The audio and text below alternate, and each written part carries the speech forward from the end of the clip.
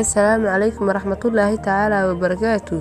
Waxaan muuqaalkan ku eegaynaa fayraskii corona ee ka dillaacay dalka Shiinaha ee asaga loola yaaban yahay.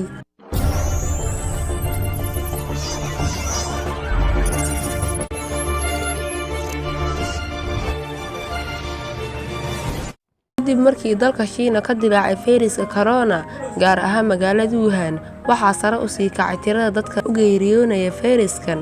Waxaa la xaqiijiyay dalka Shiina kaliya inay ku dhimatay 259 qof, halka dadka xanuunka la ildaranayna gaarayaan 11,791,000 qof. Xukuumadda Shiinaha ayaa dunida ugu baaqday in loo muujiyo garab istaag dhanka caafimaadka ah maadaama fayraskani weerar ba'an ku hayo dadka Shiinaha.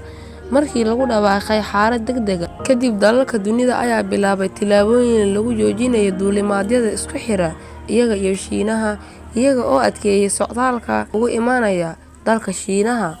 Wuxuu gaaray fayraska Shiinaha ka dillaacay dalal ay ka mid yihiin Jabaan, Kuuriyada Koonfureed, Hong Kong, Thailand, Malaysia, Taiwan, India, Germany, Faransa, Ruushia, Finland, Britain, Mareykanka, Nigeria, Canada iyo Australia.